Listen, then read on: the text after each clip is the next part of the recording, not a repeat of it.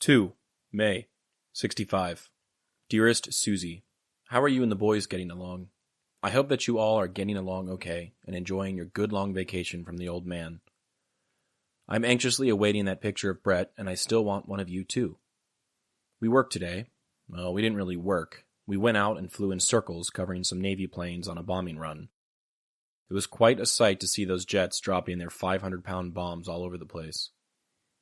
Jim Church called me tonight, and I talked to him for a while. He and his family are fine. I also talked to Bill Knoll for a few minutes. He told me that Sam Parker was supposed to come with them, but he was taken off orders at last minute because of his teeth, but he will be over later. They are all going to shift them all around within the next couple of weeks, just like they did with us when we came over, so some of them might get up to Vinlong. I suppose you've heard by now that we don't have to pay taxes anymore, and we will get back all the money that we have paid since we got over here. That adds up to quite a bit. I haven't been into town since payday.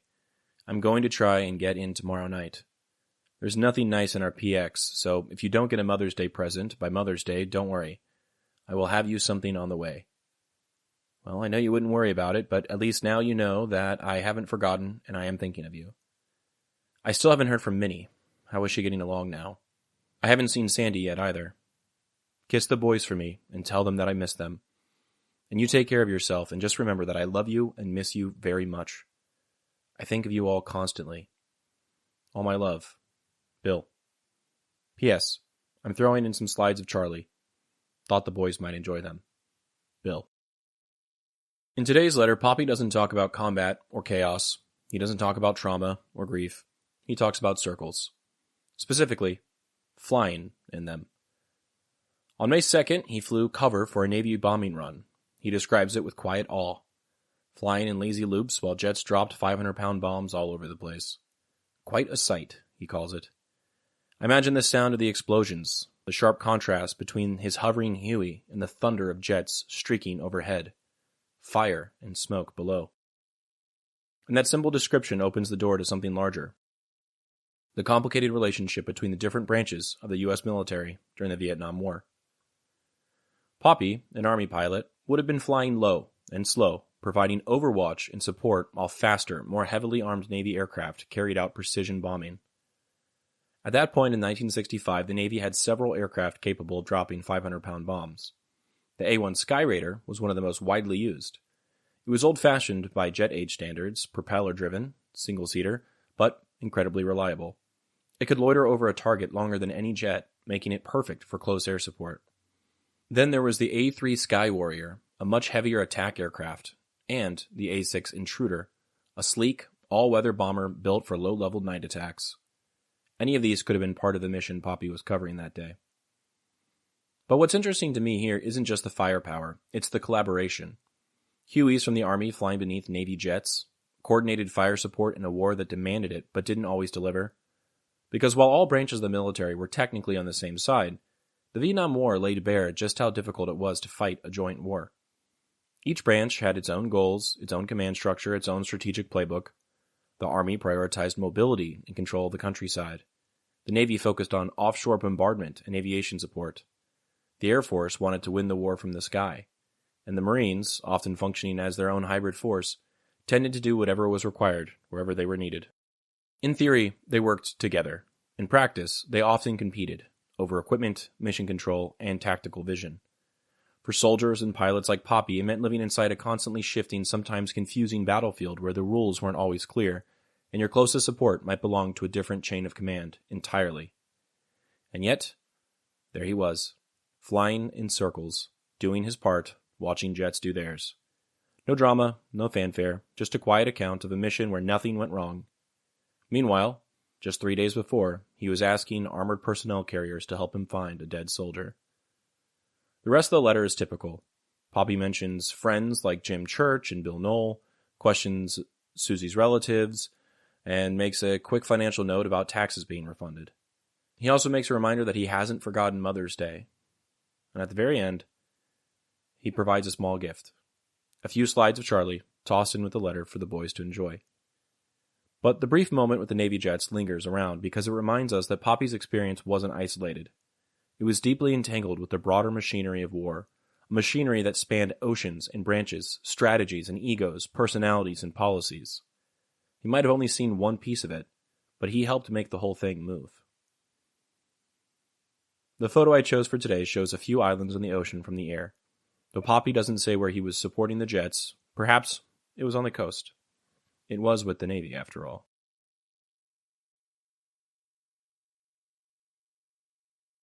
Dearest Suzie, I got 3 letters from you today, and the pictures of Billy and Brian. I was glad to get them, but I wish some of Brett had turned out. Send me some of him and yourself as soon as you can. I was especially glad to hear that you all got over to the beach for a while. I hope you can make it often. I sure wish I could be there with you, but there is no sense in crying over that. I've got 4.5 months, no matter how you figure it. Tickled to death that the boys weren't afraid of the water. I went into town tonight to look for something for you, but I couldn't find anything that I could just walk in and buy that I liked. Anything worth having over here has to be specially made, so I'm going to give up on trying to find anything now, but I am sending you something. I think you will like it. I got Mom a present too, but I have to pick it up tomorrow night. She should get it within 2 days after you get yours. When she gets it, I want you to see it and let me know what you think of it and how she likes it. I still want the boys' sizes, and I won't be sending Billy a present. I just can't find anything over here nice enough for little boys, and since you got him a watch, I don't try to send anything. But tell him for me that I was thinking of him. I'm going to close for now. I have an early takeoff tomorrow. I love you and miss you all very much. All my love, Bill. Today I would like to present the first part of a piece I wrote. I won't give much context. I hope you can figure it all out together on your own. I'll provide pieces across this month, when there are days which have less to talk about, and as with most everything else in this project, this is deeply personal and meaningful to me. I hope you enjoy. It was a sleepy late November evening, and I had been invited to a birthday dinner at one of the nicest restaurants in town.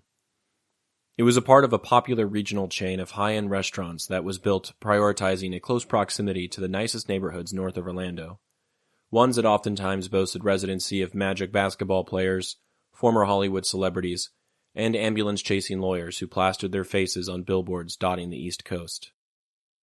It was Mary's 81st birthday, and she wanted to celebrate with friends and family.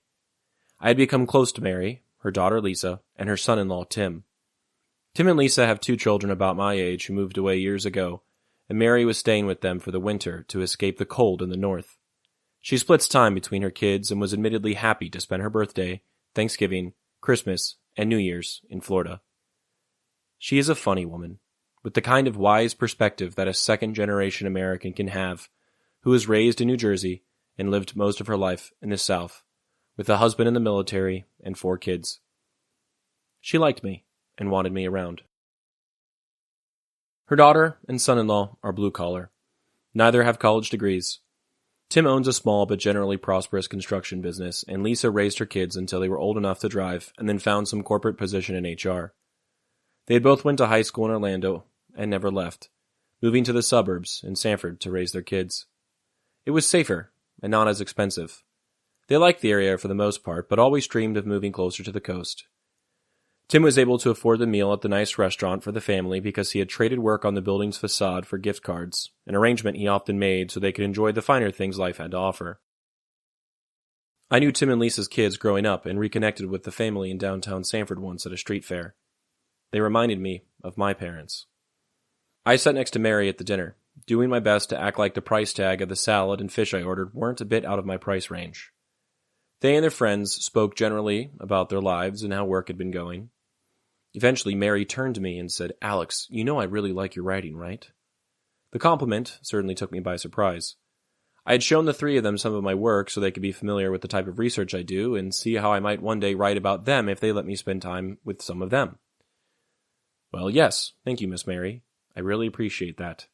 She smiled and nodded. "I have something I want you to do for me," she began, which, admittedly, confused me. I really had no idea what she could want. "Sure. It's your birthday, after all," I smiled. "I want you to write to Dr. Phil about Jessica's kids. I can't write the way you do, and I want him to listen to the story. You can tell it well." My heart sank. She was talking about her granddaughter, the oldest of 10 grandkids and daughter of Lisa's older brother. From what I had been told, Jessica had quite a troubled past. Her mother and father were both abusive, divorced when she was young, and neglected to get her treatment for her diagnosed bipolar disorder and schizophrenia. She barely finished high school and immediately had a run-in with hard drugs in one of those sad, run-down towns south of Orlando, but close to Disney. She had what seemed to be a loving extended family, but years of abusing meth and prescription painkillers that weren't prescribed to her made her paranoid and untrusting of just about everyone. Her father, Benjamin, had recently died homeless from cancer, caused by decades of smoking, and she apparently had some unresolved issues with him. He had spent his life working at different gas stations, doing the bare minimum and stealing scratch-offs long enough until he got fired. He had 3 different ex-wives and years of child support payments that he would never get the chance to pay off. He also struggled with his mental health. Mary once expressed that she was afraid he had so much trouble in his life due to the way she and her husband raised him. His dad was mean sometimes, but never hit him like he hit the other kids. Benny was so smart growing up and was supposed to go to college. When he turned 18, we did everything we could for him, but he said we smothered him, and he went haywire. Lisa has expressed to me before that her dad was an alcoholic and had no problem hitting his kids to discipline them. Jessica had spent the past 20 years in and out of jail and almost had a total breakdown when her brother committed suicide almost 15 years ago. That kid always had demons, Tim said to me one day. He used to do all kinds of shit. One day he called me from the Ocala National Forest asking me to pick him up. He had come off a many days-long acid trip and needed a way to get back home. He actually expected me to drop what I was doing at work and drive the 2 hours one way to get him. I told him he had to stop doing that stuff and find a way back home himself. He never really got straight, though. Eventually, he beat the shit out of some girl down south so bad that she had to get airlifted to the hospital. I think she still has permanent brain damage now or something like that from it, which is crazy because he wasn't even that big. We thought at first it was just a drug overdose that killed him, but now we think it was a suicide. Probably to get away from facing up to those charges he had in front of him. Jessica and her brother were close, and she took his death pretty hard, insisting, even still, that her brother did nothing wrong, and the girl he hurt was beaten up by someone else. If you like that, please stay tuned this month for the next few parts of Fish, Pharmaceuticals, and Phil. The photo I chose for today depicts 3 women in a market somewhere. One is holding a scale and appears to be weighing out some kind of nut. Perhaps this was Vin Long. In the right corner, it says Huey. So, perhaps it isn't.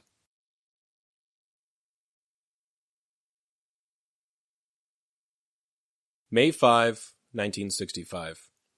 Dearest Suzie, the rainy season is on us over here. It is raining like mad right now. At least we won't have to put up with so much dust now. Today is very quiet. We went to the range this morning, and right after one trip, we have been off. I got yours and Mom's present in the mail today. I hope you like it. I sent both presents to you so you can take Mom's over to her. Oh, about that Hong Kong trip, I doubt if I will go. I really don't want to and don't want to spend all that money. I picked up my suit yesterday. It is blue Italian silk. I think that you will like it. I guess this was all my month because besides the suit and 2 shirts, I bought myself a camera. It is completely automatic and the slides are the size of the ones I sent you the other day, which means that I get twice as many pictures on a roll of film. But it has a built-in light meter and lets in just enough light to take a picture. And if there isn't enough light, then you can't take the picture. I guess Billy is looking forward to the end of the school by now, isn't he? When is the school year over anyway? I was glad to hear that Brian hasn't forgotten his daddy. I sure miss all my boys. How's everything around the house? Is that worthless TV of ours still working? What about the washer and the car? I love you very much and miss you very much. All my love. Bill. This letter may be one of the most exciting ones to me, specifically because it mentions his camera and he gives a few details about it. As I've stated before, this whole project started with photos. They were the first things I had. His photos are the oldest connection I have to his service, his life before he became who I knew him as. They were, at first, scarce, well curated by Popi, and fragile, material things. It has only been through asking questions, tracking down mildewed boxes, and spending the time organizing and digitizing his materials that I've been able to get to where I am today.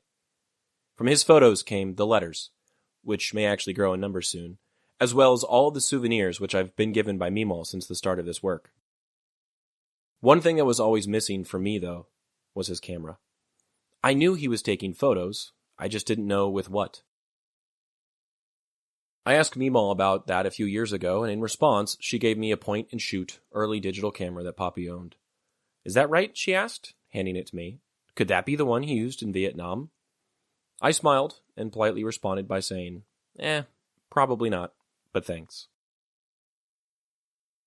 I needed a film camera. I needed something old. Hopefully it wasn't corroded or damaged. I wanted to hold the same camera he held to see the world through the same lens he saw it through. I wanted to take photographs on film, exposing crystals to light like he did, getting the images developed as slides and projecting them on the wall using the low light and high heat of an old bulb. I could never go to Vietnam as an American soldier and fight in the war.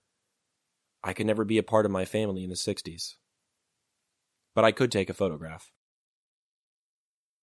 Needless to say, he didn't hang on to his camera from Vietnam. Not only that, I had almost no way of knowing what he would have used. Eventually, one day looking through a box of old photos with Meemaw, I found a print of Popi, holding a camera and pointing it at the photographer. Wait, I thought to myself, this is the only example I have of him holding a camera. This has to be it. It was from Vietnam. Unfortunately, the photo was grainy and low resolution by today's standards. I had more of an impression of a camera, shapes and gradations of gray. No logos or words to tell me what it was. Immediately when I got home, I began scouring the internet looking for the camera, or at least a clue that could help me find it. After months of searching, I had very little to go off. I tried finding old PX listings for cameras, looked at things made in 1965, even found a list of old standard issue film cameras for pilots. Nothing got me closer to figuring out what he was holding in the photo. Eventually, my girlfriend suggested I do something which I thought was stupid and would come up with not real results. Ask ChatGPT. It couldn't look at the photo, but I could at least describe what I saw to the AI and pray that the algorithm could help me.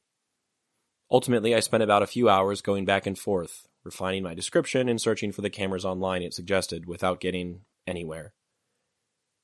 Eventually, however, it suggested looking at a brand called a Petri. None of the models it suggested on Google, however, were correct. It was a real bummer. Getting ready to give up, and at this point, pretty tired of the whole process, I lazily scrolled through suggested photos, planning on what I'd do next, and suddenly I found it. Someone had posted to Reddit a photo of their, quote, old camera collection. Among their cameras was a Petri 7S. It was the same camera Popi was holding in the photo. I found it. Thanks, ChatGPT. The Petri 7S is a 35mm rangefinder camera introduced in the early 1960s by the Japanese company Petri. The camera was known for its affordability and distinctive features. It was designed to offer a straightforward photography experience, making it accessible to both beginners and enthusiasts. Or people busy flying helicopters who still wanted to take pictures from the air, possibly while getting shot at. The camera came with a fixed 45mm lens, coated with a special film to enhance image quality, particularly in color photography. It was equipped with the Petri MVE leaf shutter, offering speeds ranging from 1 second to 1/500th of a second. Popi describes its circle eye system, which utilizes a selenium cell light meter surrounding the lens, eliminating the need for batteries. These almost look like LEDs and are used to determine how bright a shot is. This system provides a match needle display, visible both on the top plate and within the viewfinder for easy exposure adjustments. It featured the Green-O-Matic system, which uses a green-tinted rangefinder patch to aid focusing. The viewfinder includes bright frame lines and parallax correction marks, enhancing composition accuracy. This essentially means that when you look through the viewfinder, it creates a double image. When you find the thing you want to focus on with your eye, you use the focus on the lens to correct the double image to a single one. Most controls for the 7S, including the focus, aperture, shutter speed, and film speed settings, are located on the lens barrel. This design allows for intuitive adjustments while shooting. It also has an analog timer, which feels very clever and ahead of its time. Additionally, it had a tripod socket on the bottom. Finally, the camera included a cold shoe for mounting external flashes. The camera did not need any batteries, and any flash mechanisms would be self-contained and separate. The Petri 7S is incredibly straightforward, and its battery-free operation, coupled with features like the Circle Eye system and Greenomatic viewfinder, would have made it attractive to someone like Popi. He may have had some experience with photography, but this beginner camera would have made it easy for someone in his position to get high-quality photos while actively in a war zone. Since finding the camera, I now own two. One came with a really interesting leather case. I've tested one, and it works. I haven't yet gotten any slides made, but I will one day. Both cameras smell like cigarette smoke, like I remember Popi smelling. I've since noticed the exact same kind of camera and the same kind of case in a photo with Charlie. If I end up using it, maybe you'll also recognize it, on your own one day. Though not the exact camera he used, I'm thankful to have the ones I do. They force me to think like an older photographer. Shots are limited, light must be considered, focus is not automatic. Photographs are intentional. Using the camera has taught me, in part, what it must have been like to be Popi, if even just for taking photos. For capturing memories, some painful and others saccharine sweet, that he could later share with his family. Or, even more abstractly, with you, whomever is listening today and every day. I hope you have enjoyed his eye, as well as the story of my little journey finding his camera. The photo I chose today is one I have just told you about. It is in black and white, featuring Popi and three of his friends standing in front of a body of water. The back of the photo has someone's handwriting on it, which reads, The Gang, L-R, Bill Lowy, Bud Bender, Captain Brown, Church McConnell, First Lieutenant.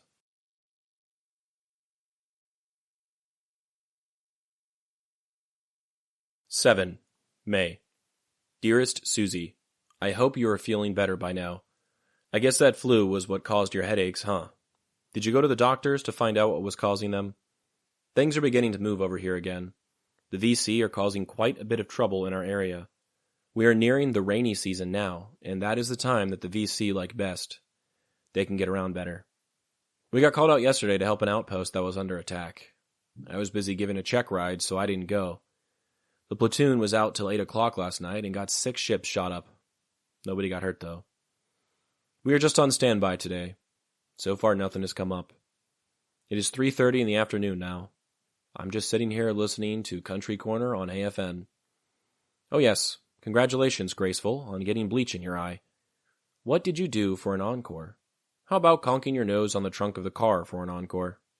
Sometimes you amaze me. Well, I love you all very much. I miss you and can't wait to get home to you. Kiss the boys for me, and I will add more to the list of kisses I am keeping for you. All my love, Bill. The following is the next part of a piece I wrote titled Fish, Pharmaceuticals, and Phil. I won't give much context. I hope you can figure it out on your own. I'll continue to provide parts during this month when there are days which have less to talk about. As with everything else in this project, this is deeply personal and meaningful to me. I hope you enjoy. 13 years ago, Jessica had a kid with someone who was basically a stranger. This started a pattern, and 4 children later, she had finally dug herself into a deep hole enough that Mary, Tim, Lisa, and the rest of their family had no choice but to step in and try to help. They had been delicate with her up until this point, celebrating the births of the new family members and casually suggesting that she get her tubes tied or at the very minimum settle down with one of the fathers to her kids. It was hard for her to maintain any level of stability when she and the kids' dads were heavy drug users and frequently in and out of jail after getting caught with meth or calling the cops on each other for domestic abuse. Clearly the kids had been suffering, but they lived with her mother, Lisa's sister-in-law, Katie, their whole lives. She was described to me plainly as one crazy bitch. Unfortunately, Tim and Lisa had tried to step in years before and adopt the kids when they were first born, but allegedly, Katie testified to the local family courts that Mary, Tim, and Lisa were all abusive alcoholics. The judge believed her, so Jessica and her kids disappeared from everyone's lives, placed in Katie's care. They would disappear until Jessica had another kid and invited everyone into her life again to see the babies, acting like everything was normal. It was a long, painful, and unhealthy cycle. Things had been relatively stable until 2019 when Katie died, which was initially relief to Tim and Lisa, and the kids were placed in Jessica's care full-time. 3 kids and no job ended up being somewhat unmanageable for her, but she did have a guy she was living with who was the father of kid 3 and allegedly the father of kid 4, who she was pregnant with at the time. In February of 2020, she went into labor 3 months premature and went to downtown Orlando to give birth to a child that came out addicted to meth.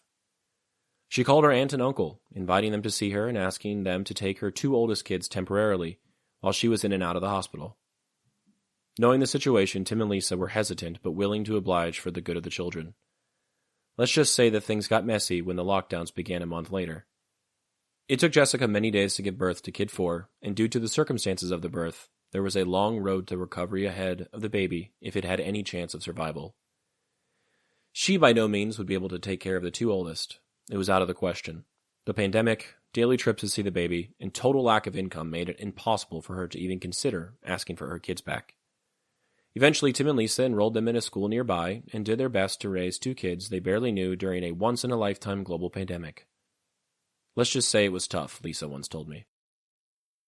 The biggest problem they faced with the kids was the instability of the situation. They barely had enough to get by during the lockdowns as it was, and Tim was constantly afraid that something would happen which would totally halt his company's ability to work. Thankfully, it hadn't. Also, Jessica's violent and drug-addled past made them nervous. We kept thinking that she'd come around our house one day, tweaked up and asking for her kids back, Tim told me. One day, Jessica got in a fight with her boyfriend and called the cops on him. They arrested him on site without questions. Because of the disturbance, the local county sheriff conducted a welfare check on Tim and Lisa, even though they were counties away. They didn't really like having the cops knocking on their door randomly. Things went well with the police, but it really helped encapsulate the seriousness of the situation. They knew something more long-term had to be done for their protection and for the betterment of the children. I knew them at this point, and to help, I got them in contact with a state congressperson I used to work for. It didn't seem like much and felt wrong intervening in their lives, but there were kids involved. They needed what was best. The congressperson put them in contact with a nonprofit that works directly with the Department of Children and Family, DCF, as well as Child Protective Services, CPS, cases. The children were eventually taken by a nonprofit and entered the foster system. It was painful for Tim and Lisa, but they explained their reasoning clearly to me. The kids needed more than we could provide. We could barely afford them, and though the state will give money to foster parents, they wouldn't give us anything because we were related. Plus, we were afraid for our own safety with Jessica in the picture. As long as she was around, we didn't want to be looking over our shoulders all the time, Lisa told me. Not to mention, Tim elaborated, we tried to get them years ago and the judge wouldn't give them to us. The way I see it, the state broke them, they have to fix them.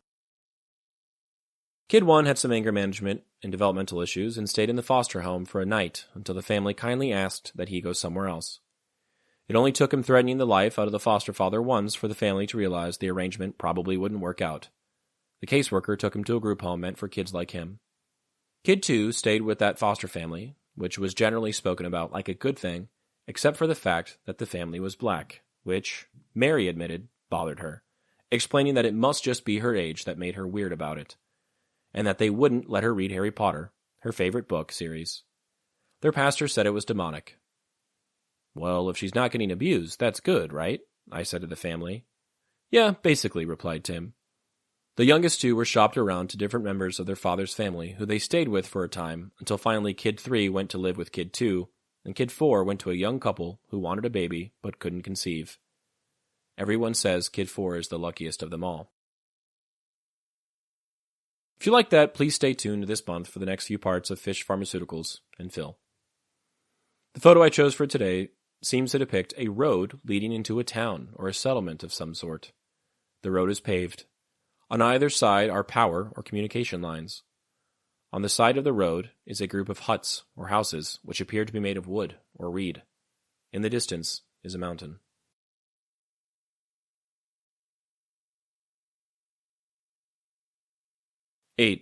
May 65. Dearest Suzie, I got your letter today and was glad to get the pictures of the boys. I just wish you could have sent me one of yourself. That Brian still looks like a little stinker. I gave instrument instruction all day today, as I put in a pretty good day's work. I went down to Sock Trang for lunch and had a good long talk with Church, Noel, Kinlaw, and our old next-door neighbor, Scott. I spent about 2 hours with them. Then we took off and went to Vung Jan. We had a bunch of guys come with a company up there. Charlie Millard was one of them. Since it is Saturday afternoon, though, they are all gone, so I didn't see him. Have you finished paying both of those loans? If you have, they better send you the title, and I didn't think our insurance was due until the end of June. So are you still planning to go home in June? I was hoping that you would wait till I got home. I know that the best time for you to go is during June or July, where Billy is out of school, but I really did want to go with you.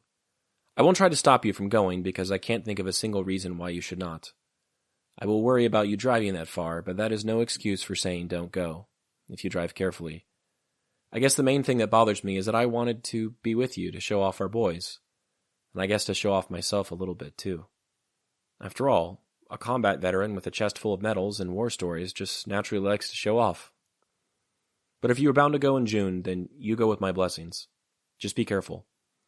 I still haven't heard from Minnie yet, by the way, nor did I ever hear from Flo or John, even saying that they got the dolls I sent. Thanks for the boys' sizes. I don't know if I will get jackets for them or not, but I'm going to get some shirts for them. The more I see those jackets, the less I like them. I expect to get my order sometime this month. That is the only thing I have to look forward to right now. When I get them, then, I'll start looking forward to July 4th. And when that is over, I will be so short I will only have one thing to look for. Well, I guess I will close for tonight. I miss you all more and more. I love you very much. Sincerely, Bill. In this episode of Dearest Suzie, Popi writes with home on his mind. It's May 8th, 1965, and after many long months in Vietnam, he allows himself to imagine the moment he's back with his family. In one tender paragraph of this letter, he shares a quiet wish. He hopes he'll return in time to accompany Suzie on an upcoming trip so he can show off the boys and himself. He says it almost playfully, proud of their 3 young sons, and, in his gentle way, proud of himself too for what he's endured. There's no bravado or melodrama in his words, just the honest longing of a father and husband eager to be reunited with his loved ones. You can almost picture him smiling at the thought of walking beside Suzie with their boys in tow, finally able to present all of his family together. It's a modest dream of normalcy. Popi's desire to show off his boys and himself hints at the quiet pride he carries. He's not boastful, but like many soldiers, he feels that returning home is something of an accomplishment in its own right. After all, surviving a year in a war zone is no small feat. For many returning servicemen, coming home meant putting on the dress uniform and displaying the symbols of their sacrifice. In those early years of the war, many Americans still viewed returning soldiers as heroes, and the men coming off the plane knew it. Popi's hope to show off a little is very much in line with that era, a hopeful expectation that he could step off the jet proudly, introduce his boys to friends and relatives, and share a few war stories over a home-cooked meal. There's a wholesome vanity in it, not about glory or medals for their own sake, but about presenting himself to the world as both a devoted family man and a combat service veteran who had done his duty.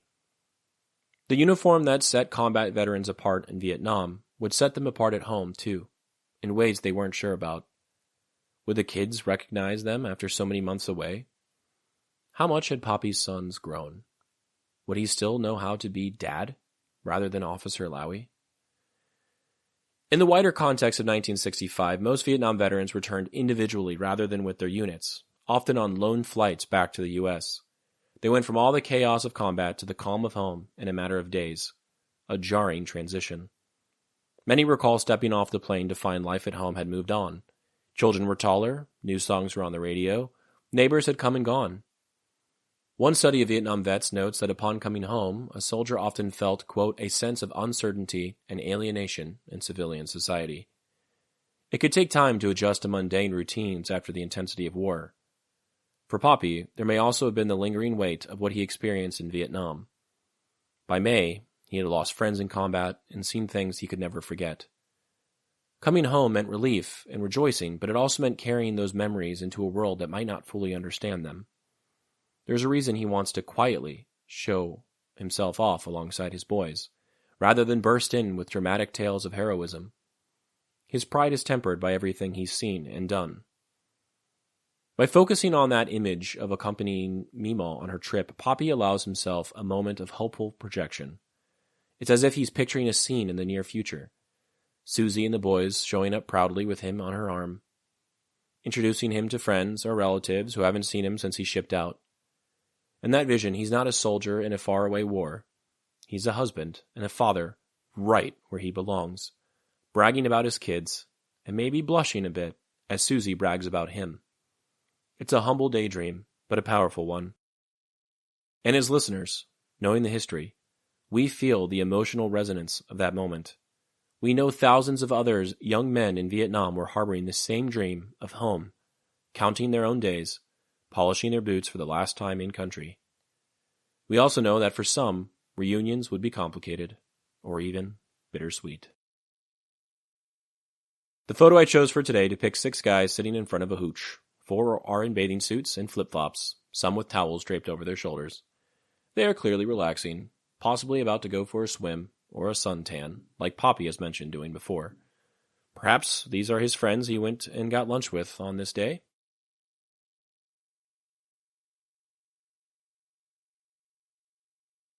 May 11, 1965. Dearest Suzie, I have received a letter from you every day this week. I think I am tickled to death. Today I also got one from your mother and B and Al.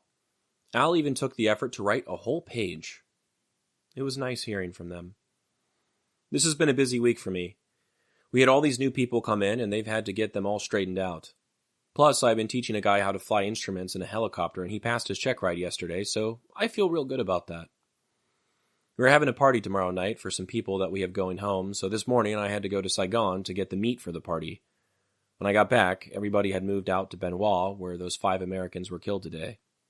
They won't be back until tomorrow, so I am all alone here tonight. I called Sandy while I was in Saigon, but I didn't have time to get to see him. Charlie and Doll are getting along as ever. Tell the boys that I still plan to bring them home. I love you all and miss you very much. Sincerely, Bill. The following is the next part of a piece I wrote titled Fish, Pharmaceuticals, and Phil. I won't give much context. I hope you can piece it together on your own. I'll continue to provide parts during this month when there are days which have less to talk about. As with most everything else in this project, this is deeply personal and meaningful to me. I hope you enjoy. After hearing about each individual situation of each kid, I felt like I was being baited into a sob story. Mainly by Tim's tone, which sounded sort of like when someone says, "Oh, I've got one for you," or "Get this." I allowed them to lead the conversation wherever they wanted, and eventually just plainly asked, what about their fathers? They explained that Kid 1's father was a deadbeat who lived in North Carolina now and didn't want to have anything to do with him. At least he didn't, until he found out that he could have full custody of his son without any chance of Jessica taking him back. Kid 1's father was ecstatic and agreed. Up until that point, Jessica had told the oldest 2 that they had the same dad and that he was dead.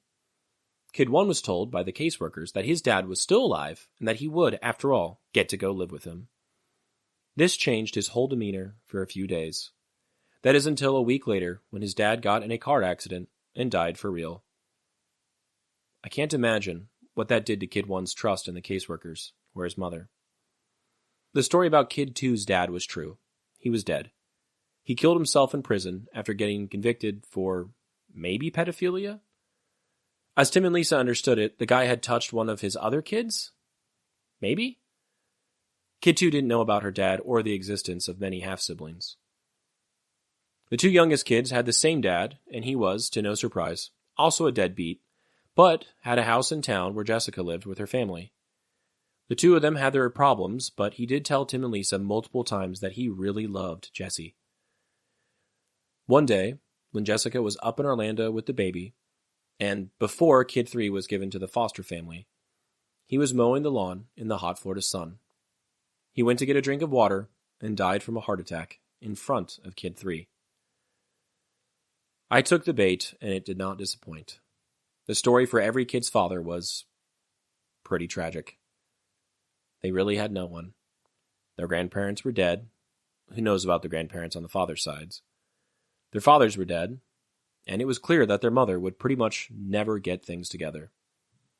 The 4 kids were drastically in need of intervention from the state.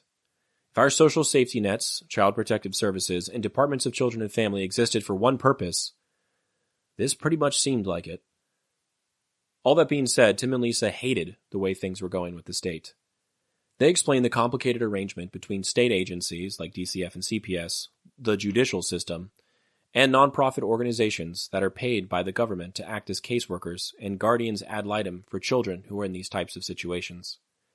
To my understanding, the state makes the laws and handles the legal side of things as they occur between children and their parents or families.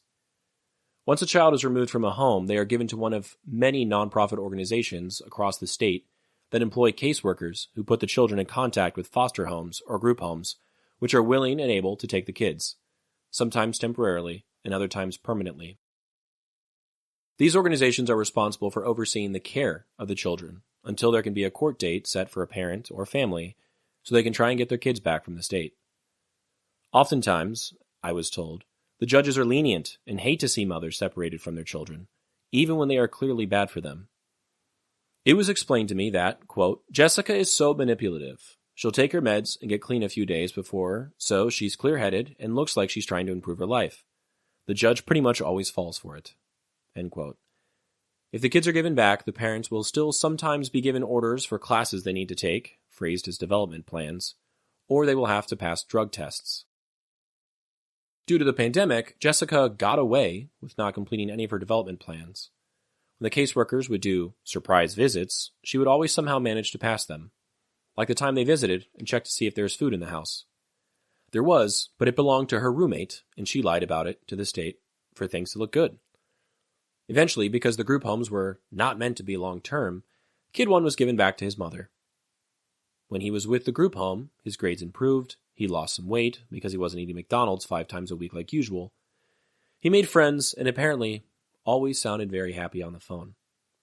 Within 6 weeks of being given back to his mother, he had been expelled from his school, which obviously affected his grades, was picked on often by other kids in the neighborhood, and was arrested multiple times for stealing, swinging shovels at neighbors, and ultimately assaulting police officers when they attempted to scare him straight and put him in the back of a cop car. What respect did he even really have for law enforcement to begin with, though? It took the state over a year to revisit her case, and eventually she lost permanent custody of her kids, for now, only because she failed to take a hair follicle test for drugs. She claimed that she didn't really trust the lab which the state would send her to, paranoid that they would lie about the results. Kid 1 was taken to another group home, but keeps getting arrested and hasn't improved much. I was told that when his grandmother, Katie, had custody, she tried to get him classified as special needs so she would get extra money from the state to raise him. Apparently, he's always been loaded up on medication and given no discipline. When he started to get older and larger than his mom or grandma, he fell victim to Florida's often misused Baker Act, which I'm sure was created with good intentions, but ultimately allows for families to have police declare an individual a danger to themselves or to others. Upon this declaration, the people are committed to psychiatric facilities where they are given medication. I was told firsthand that there was not much psychological therapy involved, and forced to stay there for a minimum of 3 days or until they are no longer a threat to anyone, including themselves. The oldest had been Baker acted over 5 times before the age of 13, which probably was the cause for his mistrust of law enforcement, besides seeing them arrest his mom and her boyfriends often, and his erratic behavior. Whatever good intention the law was created with seemed to vanish in attempts to help children like these. Please stay tuned this month for the next few parts of Fish, Pharmaceuticals, and Phil. The photo I chose for today could be of some of the new guys coming in. They are clearly walking down the main avenue at the base with the flags. They are holding up large sacks, which could be laundry or could be all of their things. Who knows?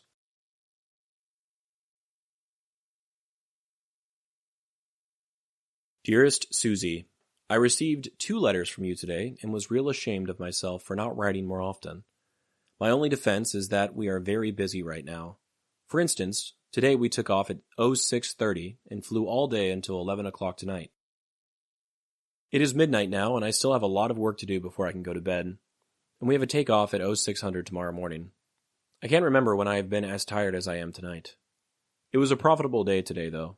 As we were coming home, they called us on the radio and told us that the latest count was 125 VC killed, and I am sure there are many, many more. We had one man injured. He caught a bullet in the hand, but he is doing fine. We were working out of Sock Trang today, and on one of my breaks I was having a Coke in their officers' club, and Captain Hodgson came in. I said hello and told him that you had written about his wife. He seemed real happy to meet me, and said that his wife had mentioned you and me. He is a real pleasant guy, and we got along real well. We talked for about 20 minutes. I'm glad that you like your ring, but I'm afraid that I pulled a big boo-boo. I had intended for you to give the pillowcase to Mom, since I didn't send her anything. That is why I had all our names put on it. However, I forgot to tell you that, and since you like it so much, you go ahead and keep it. You did say you gave Mom some money, didn't you? I would have gotten you one of those made up too, but I didn't really think you would like it. I was wrong once, huh? Anyway, I'm glad you like them. I was glad to hear that you got that camera. I have been worried about it. Hurry up and get some slides made and send me some. You should be getting that box that I sent by boat mail pretty soon now. That burns me up about some kid beating Brian. It is too bad he has to suffer because of someone else's brat. I hope they got a piece of your mind. Well, I will close for tonight. I didn't run out of things to write for once, but I am pooped. Try to write more tomorrow night. I love you all and miss you very much. Sincerely, Bill. The following is the next part of a piece I wrote titled Fish, Pharmaceuticals, and Phil. I won't give much context. I hope you can piece it together on your own. I'll continue to provide parts during this month when there are days which have less to talk about. As with most everything else in this project, this is deeply personal and meaningful to me. I hope you enjoy. Kid 2 had been the closest to Tim and Lisa due to her stay at their house during the pandemic. They helped her take Zoom classes, introduced her to Harry Potter, which turned her into an avid reader, and did all they could to correct the issues she faced that resulted from her upbringing. For example, she was 9 when she first went to live with them, and still wet the bed. She did so often. Tim was afraid she was a diabetic due to her poor diet, and bedwetting was a clear giveaway for him. And eventually, instead of asking for help with it, she would hide her soiled clothes, hoping that Aunt Lisa wouldn't get angry, and hit her like her mother used to. Tim and Lisa never hit her. Now, at the age of 12, she has started to face bouts of depression. Her foster father, who Tim and Lisa respect and think have been great to her, have been trying to get her psychiatric help from the state, but by the time they did, things were too little and too late. When the first counselor finally arrived to the foster home over a year after the first request, Kid 2 was asked if she ever thought about harming herself, which she said she did. The counselor immediately called the police, without the knowledge of the foster family, to Baker Act Kid 2. Due to the way the law is handled, the foster family was not allowed to intervene until the police got there. When an officer did show up, he would have the final say over whether or not Kid 2 was a danger to herself. The first responding officer is given the responsibility of this determination, and Tim told me they often don't have any special training for this type of thing. They are the same guys that give tickets for speeding.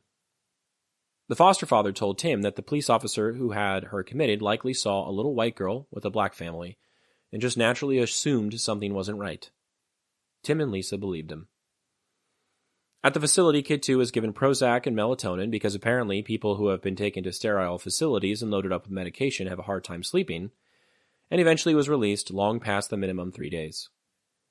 While there, she roomed with an adult woman and got home with knotted hair, since they aren't allowed to have combs in the facility because they are made from hard plastic, which can be sharpened and used violently. She has now been Baker Acted a total of 3 times. Each trip to the facility seems to be less effective than the one before. Where was the caseworker or guardian ad litem throughout all of this, I asked. Aren't they the ones who are supposed to advocate for the kids to the police and courts? Tim laughed at me.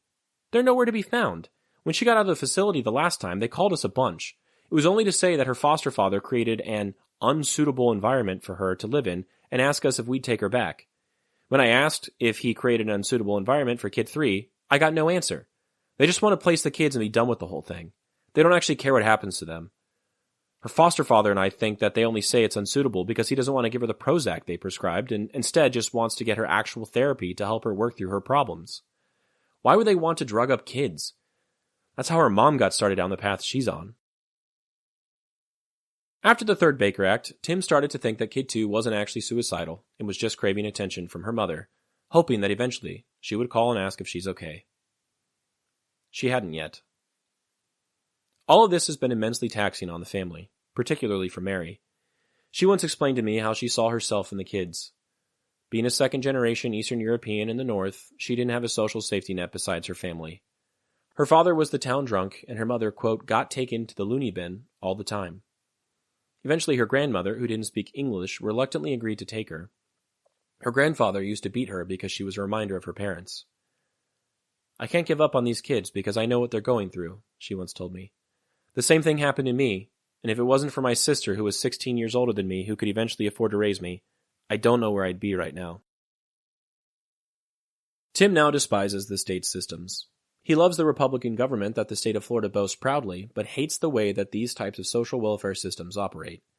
He associates these issues with the running list of things he hates that the government provides to people like Jessica, who he firmly believes don't deserve it. She abuses her kids and uses hard drugs, and still people like us pay for her cell phone, her health insurance, her food, everything. Meanwhile, I have to wake up at 5 a.m. every day and bust my ass just to get by. It isn't right, said Tim. Though paradoxical, Tim's relationship with the state government makes some sense. On a rhetorical or theoretical level, he believes in what the governor and state legislature are doing. The problems his family is facing, as he sees them, run much deeper than current administrations. Even though the state has been in his party's control for decades, still, it's the institutions themselves which are corrupt and broken. They've existed long before anyone around had any say over them, and the current legislative body has simply inherited an irreparable system. I've long had conversations with he and Lisa about how they could try to enact change. The way that I see it, if the judicial system is filled with lazy or lenient judges and the nonprofits are filled with incompetent or uncaring caseworkers, it seems like the issues they find with the system lie in the bedrock. They must be firmly rooted in the varied laws which facilitate and manage these structures. Though things feel irreparable and there has been permanent harm done to the children's well-being, Tim and Lisa's family can still try to make their story heard. I've encouraged them at great length to contact their state congressperson and senator. That's not even a priority, Tim said to me. I just don't know how much it could change, honestly. I don't know why they'd care to speak to us. We aren't special or unique. We spoke to that one guy because you know him. I've wanted to call him back, but he told us Florida was used as a model of what to do right. I can't imagine what all this is like in other states. If you liked that, please stay tuned this month for the next few parts of Fish, Pharmaceuticals, and Phil. The photo I chose for today shows a Huey parked. The front has a painting of a red wheel with white feathery wings coming out of it. The side window holds a sign which reads, Road Service, with a fuel tank painted on it. Though not mentioned in this letter, it is a very interesting and detailed photo. Once again, hopefully showcasing the versatility of the aircraft.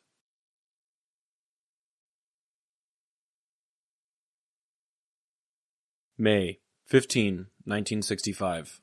Dearest Suzie, I have been getting letters from you pretty regularly here lately, and of course I am tickled to death. I'm looking forward to getting some slides of you and the boys now. This is Saturday, and we have the day off. We needed it too, because we really flew for the past 2 days. It was a real profitable operation that we were on, though. The final count on VC dead was 215, and I got my share. Yesterday morning, we were flying in the battle area and decided that all of the VC that weren't killed had moved out, so we landed to look for damage. It was quite a sight. Luckily, I had my camera, and I took a lot of pictures. I don't know if I will ever have guts enough to show them to anyone, but I have them anyway. They are pretty bloody. I also picked up one of the rifles that they were using against us. I can keep one as a souvenir, or however you spell that, I think. I had the worst scare of my life day before yesterday. I was flying around an area with a lot of foxholes when one of our gunners thought he saw somebody moving in one of them. We made a circle around it, and sure enough, there were 2 men trying to hide in one little hole. When they realized that we had seen them, they jumped out and started shooting us. We were all so surprised we couldn't even shoot. We made a turn and came back at them. We must have fired 8,000 bullets and 20 rockets at those 2 before we finally got them. They were some tough cookies. As I said, we are off today. I slept until 10 o'clock this morning, then I got up and just messed around with nothing to do. It is 3 in the afternoon now. Our club is closed for repairs, so the only place we have to eat today is the mess hall. I got up too late for breakfast, so I had some cookies and coffee. Then I didn't feel like eating lunch, so I didn't go. The only thing I could find in the PX this afternoon was Vienna sausage, so I got a can of them. Needless to say, I am really looking forward to supper, and I don't care what it is. Oh yes, I wasn't going to tell you about this until I got home, but I will anyway. I haven't had a cigarette since the 2nd of May. That has been 2 weeks. That is, I didn't have one until this afternoon. Boredom got to me today, and I just put out my first one. I have been thinking of something to send you for an anniversary present next month. And if you don't mind, I don't think I will send anything. I'm going to get you something, but what it costs to send it, I could spend on something else for you or the boys. So, if you don't object, I will get you a present and write and tell you what it is and then bring it when I come home. It makes me sick to have to pay airmail rates. Another reason for not sending anything is that I want to send Charlie home next month if I can. That is something I'm going to have to pay anyway, and I'm too busy lately to take good care of him, so if you want me to, I will try to get him off. I'm supposed to go on R&R to Saigon on the 2nd of next month, and I figured I would just take him with me. Let me know what you think of this idea. It has been miserably hot here all day today, but now it is starting to cloud up and looks like rain. I sure hope so. Well, I am about to run out of talk, so I guess I will quit for now. I love you all and miss you all very much. Tell the boys I love them and miss them, and you take care of yourself. Remember, I love you very much. Sincerely, Bill. There were 2 points of interest in this letter that I should mention. First is what Popi describes as they fight the VC. The photos he took on that day are, in fact, pretty bloody. I saw one of the photos for the first time when I was 23. This particular image was in Popi's personal briefcase. My dad pulled the briefcase out of his closet, dusted it off, and thumbed through the newspaper clippings about Popi getting arrested in Papua New Guinea, as well as the citations for his many medals until he got to a large black and white print. My dad pulled it out, concealing it from Meemaw, and handed it to me. I was immediately shocked. Being handed the photo was unreal. It was printed on old matte photo paper and was quite large. For some reason, it reminded me of a Matthew Brady photograph. Brady was a famous Civil War photographer who is synonymous with the war. I do not know just how long I stared at the photo, but it was long enough for my uncle who was standing nearby to comment on how quickly I had left the conversation. The first thing I noticed was a man's face turned to the camera. He had a lifeless expression, but one of pain, which looked directly at the viewer. Around him are many limbs, totally scattered about the frame. I tried to count the number of bodies, but lost track. Next, I noticed the river in the background. I don't want to imagine what color it was with all that carnage flowing into it. The final thing I saw were eviscerated organs in the center of the picture, belonging to the man with the lifeless face. This made me feel guilty. Why had I not noticed the organs first? I could not imagine the pain he had felt before his death, if he even felt any pain at all. Walter Benjamin, a German philosopher, made the argument that after the invention of the photograph, people only remembered things as images, pictures. Is this the image Popi saw every time he thought of Vietnam? Why did he keep it in his personal collection? Was this photo an indication of a responsibility? A reminder of things he would not be allowed to forget?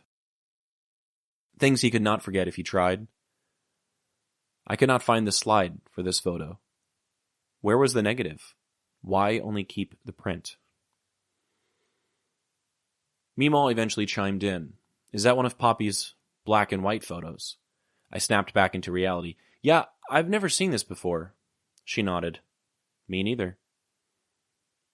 He wouldn't let me see those, and I never cared to look. My dad came over to take the photo from me and showed it to my uncle. He laughed when he grabbed it. Isn't it amazing what a rocket can do to a human body?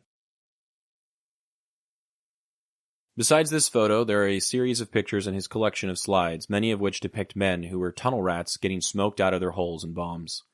There are at least 7 in a series, which show different men laying in a field or under the ground, their grotesque faces at the bottom of holes. I will not be sharing any of these photos, at least not publicly. Not on here. I know they were enemy combatants. I know Popi is the one who took the photos. But as an anthropologist, and as a human being, I would rather treat their bodies with some sort of decency or dignity. I hope my description is good enough for you. The next point of interest is Poppy's rifle. Years ago, my dad shared with me that Poppy had brought one back over and that he thought an uncle or a cousin had it.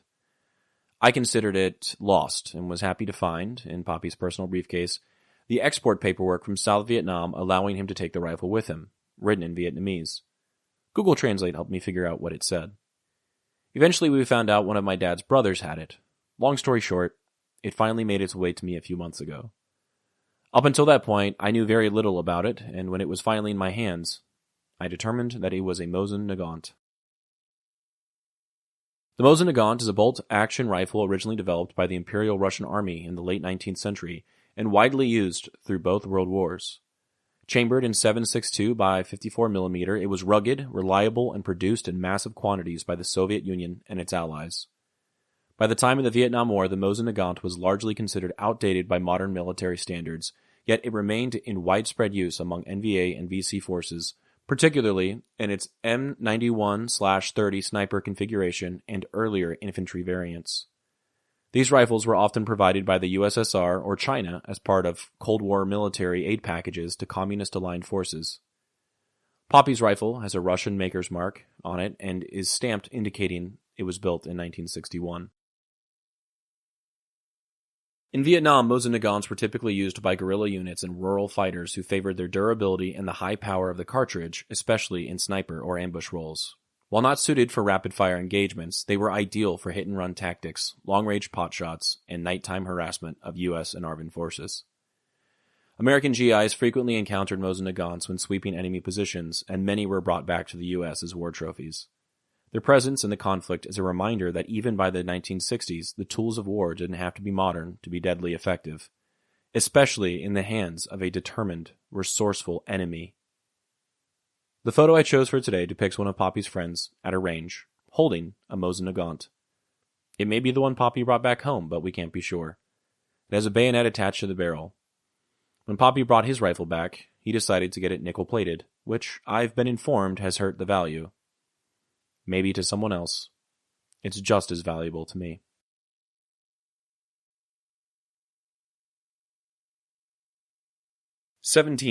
May 65. Dearest Suzie, you are going to keep on and spoil me. I have gotten a letter from you every day this week. So you weigh 130 pounds now. Does that dress I sent you still fit? I was going to get you a nice one made, but I want to make sure it will fit you. I thought I wrote and told you before that I bought a slide projector. It is one of those remote control jobs, and is real nice. It only costs $36. Oh yeah, while I'm thinking about it, don't try to send me any present for our anniversary. Anything that you sent would cost too much to mail, and anyway, what I want you couldn't even get in an envelope. We aren't working today. This is the third day we have been off, but when we do work, we go at it. Don't worry about me extending. They might make us stay. There has been some talk about that, but I doubt it. But I wouldn't volunteer to stay over here for all the tea in China. I guess you know by now that we don't have to pay income taxes over here. I guess I will be getting quite a bit back. I don't know when, though. I will close for now, sending you and the boys all my love. I miss you all very much. Sincerely, Bill. The following is the next part of a piece I wrote titled Fish, Pharmaceuticals, and Phil. I won't give much context. I hope you can piece it together on your own. I'll continue to provide parts during this month, when there are days which have less to talk about. As with most everything else in this project, this is deeply personal and meaningful to me. I hope you enjoy. The situation feels entirely out of their control, as they get jostled between caseworkers and play the waiting game with court dates. Meanwhile, the children, at least the older two, seem to have regressed while being in the system's care. We have a situation where things feel broken, and those who are suffering feel unable to find help from the very people who have the only sort of ability to directly fix the institutions which need fixing. We have a system which exists directly at the order of the government, but operates independently of those who fund the agencies and make the rules. Tim believes that the bureaucratic system in Tallahassee, which has existed since the city's founding, is to blame for what is going on, and that because there are so many moving parts, not even his ideological counterparts in the legislature have what it takes to fix things, at least not fast enough to help the kids that need it right now. What's going to happen when they become adults? Do they even have any options? When I was told about Kid 1's first arrest, which was heartbreaking for Tim and Lisa to tell me about, Lisa finished the story by saying, "And he was just telling us about how he wanted to be a lawyer when he grew up." I didn't say anything to her at the time, but looking back, the statement is almost comical.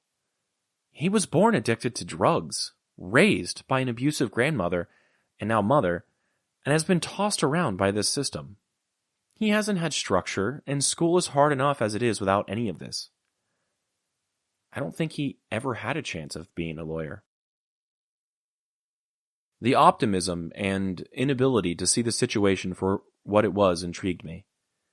I felt compelled at one point to discuss with them how often people in the foster care system become homeless or have lifelong run-ins with the law, but it felt like I'd be pouring gasoline on a fire. The hopelessness felt by the family as a result of coming face to face with a massive institution against which they are powerless is what ultimately culminated in Mary asking for my help. This family is facing an intergenerational dilemma where their own children, siblings, and parents have suffered from untreated mental illness, drug addiction, alcoholism, poverty, and the misuse and abuse of the law by figures of authority.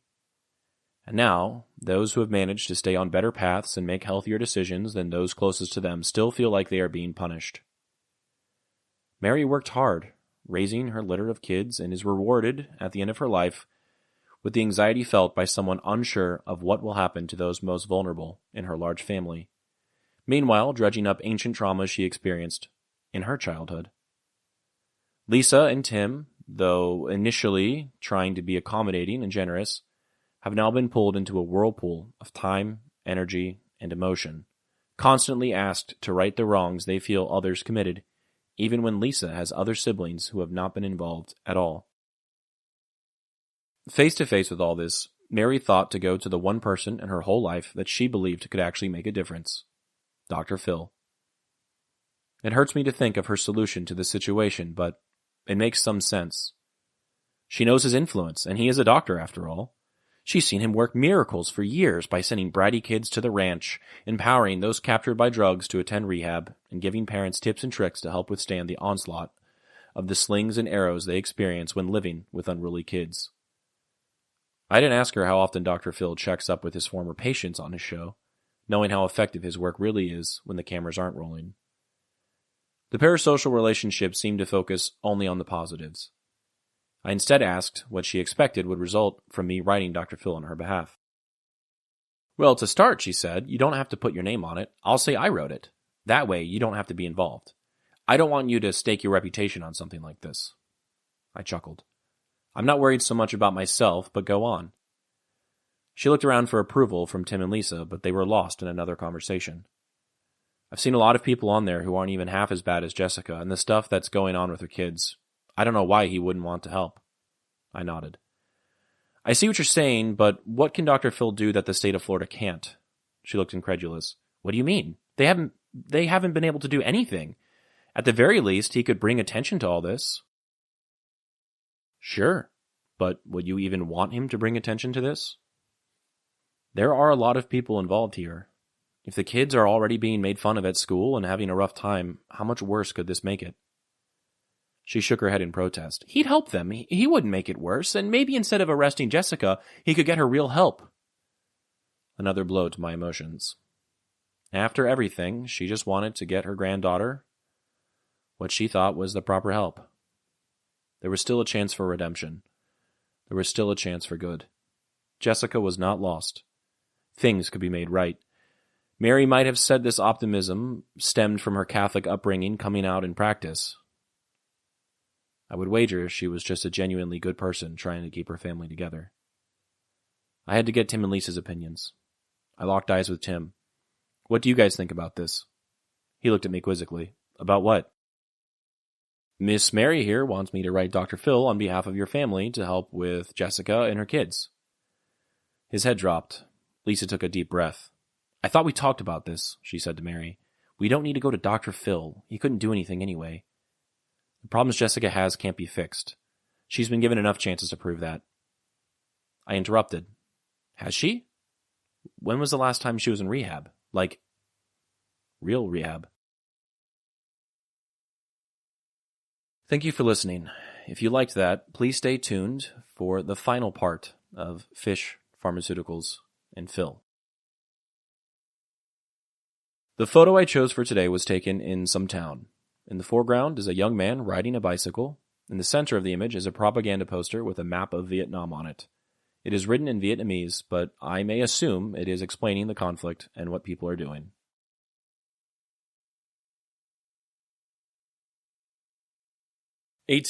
May. Dearest Suzie, I got a nice long letter from you tonight. I ain't kidding you. You are going to keep on and spoil me. It is getting to the point now where I kind of just expect to find a letter when I come in at night. Today was a real quiet day for us. We had an operation, but it didn't amount to much. You explained about the insurance policy, but I was wondering if our premiums went up any because of Johnny. I still didn't get Minnie's letter. They might have made a mistake on the address. How long do you plan on staying up there? I know that my check will be $50 richer this month, and maybe more, so you should have plenty of money to make the trip. I want you to. In fact, I insist, and don't be disappointed if I don't get through. Sometimes you can, and sometimes you can't, but I will try. Yes, I am an instrument instructor. I'm also an aircraft instructor according to the Department of the Army, but I don't practice. I am still scared to death of auto rotations. I do quite a bit of instrument training, though. In fact, I helped a captain up here get his helicopter instrument ticket last week. He didn't have one before, so he was pretty happy about that. Still no orders, but I look for them every day. They should be in soon. Well, I will close for tonight. I love you very much. I'm still counting days, but I hate to write them down on letters because they seem to go by so darn slow. Kiss the boys for me. Sincerely, Bill. In May of 1965, as Popi was flying missions out of Vinlong and counting the days until he could come home, the war around him was escalating, politically, diplomatically, and violently. From the cockpit of a Huey, he wouldn't have seen the meetings playing out in Beijing or Washington, but the consequences of those conversations were continuing to shape the conflict he was flying into day after day. On May 13th, President Lyndon Johnson paused the ongoing bombing campaign against North Vietnam, Operation Rolling Thunder, in a cautious attempt to bring the North to the negotiating table. But North Vietnam wasn't buying it. They dismissed the pause as a public relations stunt, accusing the U.S. of trying to disguise an even greater escalation of the war. Meanwhile, Ho Chi Minh traveled to China to meet with Mao Zedong. He promised that North Vietnam would carry the weight of the war themselves, but asked for more support. Mao agreed, offering anti-aircraft crews, engineers, supplies, and military aid, but with one condition. Chinese troops would not enter the fight unless the U.S. invaded North Vietnam directly. By the end of the month, 160,000 Chinese personnel were quietly stationed in the north, not to fight, but to build roads, airfields, and defenses, all of it laying the groundwork for a war that was rapidly expanding behind the scenes. In Washington, not everyone was convinced that deeper involvement would lead to victory. One of Johnson's advisors, Clark Clifford, wrote him a letter urging caution. Keep the troop numbers low, he warned, or risk stepping into a quagmire. It's a word that would come to define the American war in Vietnam, but in 1965, it was still more warning than reality. Back in South Vietnam, an internal instability continued. A handful of officers and civilians, many of them Catholic and connected to previous coup attempts, were arrested on charges of plotting to assassinate Prime Minister Quat and kidnap General Key. Meanwhile, Senator Ernest Gruening, one of the only two voices in Congress who had opposed the Gulf of Tonkin resolution the year before, publicly called for a full investigation and the withdrawal of U.S. troops from Vietnam. In hindsight, it reads like a warning few were willing to hear. All of this was unfolding as Popi was writing letters home about his monkey's antics, silk gifts, and what size shirts to buy for the boys. It's a strange thing to hold both timelines in your hands, the personal and the political. But that's part of what this project is all about, tracking one man's life against the broader current of history and seeing how those currents eventually pull us all forward. The photo I chose for today depicts a helicopter flying in the air. The photo shows the side of the aircraft. In the back is clearly a man with a machine gun. Below, a river is cutting through the countryside.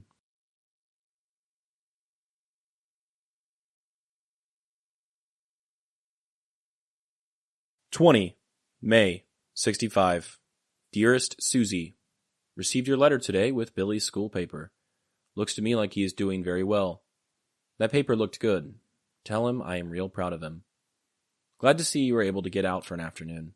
Also glad you and Shirley are getting along so well. She is pretty good. Did Mom have any trouble with Brett when she gave him a haircut? I'll bet he is a mess. Hurry up and get some pictures made and send me some. Get some slides for me. We have a USO show here tonight, and we'll break up the monotony anyway, I hope. We had a nice quiet day today. We made one trip to the range, and that is all we've done all day. Well, much as I hate to send a short letter like this, there is just nothing happening worth writing about, which is the way I like it. I love you all very much and miss you, same as always, but filling up 4 or 5 pages of that is not going to make either of us less lonely. Aren't you glad we finally own a halfway decent car? I love you. Sincerely, Bill. The following is the final part of a piece I wrote titled Fish, Pharmaceuticals, and Phil. I haven't given much context, because I hope you can piece it together on your own. As with most everything else in this project, this is a deeply personal and meaningful piece to me. I hope you enjoy. She's never been to a real rehab, but they make her get clean when she's in jail, replied Lisa. Real rehab is too expensive. The state of Florida can't afford that, and DCF or CPS won't pay for it. They just want her to get clean on her own. I felt a surge of confidence, totally forgetting my place. Well, it seems like she hasn't actually tried to go straight. You said she has mental health issues, right? Mixing those with drugs makes it sound like she isn't really in control of her actions very much, at least not like you or me. Maybe at first she was, but now? Who knows? Tim didn't like my perspective. She lost any sort of benefit of the doubt when she brought kids into the world high on drugs and abused them. I nodded, backing off. I didn't imagine any of the kids were planned, and I knew most of their family was pretty firmly pro-life. I can't imagine she felt like she had much of an option. At least, not with the first kid anyway. Well, Dr. Phil could get her into one. He has connections. Then with the kids, he can help them shape up real quick, Mary chimed in, deflecting the tension. I pictured the 4 kids on the show, the oldest picking up a chair and throwing it or something, which would make exciting, profitable television. I immediately saw their faces plastered across the internet, the center point of countless memes and reaction videos on YouTube from guys who made a living off of commentating on things, finding ways to poke fun at a few kids with serious problems, attracting clicks and ultimately revenue to their channels. It felt gross. Yeah, I don't know how much I could do, Miss Mary. I know he's the big doctor on TV and all that, but I'm not sure he does a lot of good all the time. It doesn't matter what he could do, said Tim. Clearly, they've had this conversation before. These nonprofits and caseworkers need to get their shit together, plain and simple. They suck. The judges need to be replaced with people who take these things seriously and know what they're talking about. I felt an impulse to suggest he talk to the congresspeople again, but realized we'd get trapped in a never-ending loop of blame and empty solutions. Propelled by decades of compounded socioeconomic issues, backed into a corner by a dysfunctional bureaucracy, and still looking to make things right, Mary looked to a strong man for help. He was an outsider. He was well known and generally respected. He was charismatic and someone she had known for decades, even if he didn't know her back. I couldn't blame her. She needed help and wanted to request a lifeline from an improbable ally, someone she genuinely believed could fix things. I saw firsthand how people fell prey to strongmen. Thankfully, Dr. Phil wasn't beating the drum across airwaves, offering solutions to the world's problems. He kept his expertise to his TV show, but things made sense.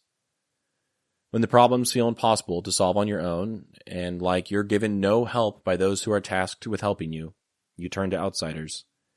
You look at people who can fix the problems, who don't have to act within the boundaries set by traditional institutions or trusted systems.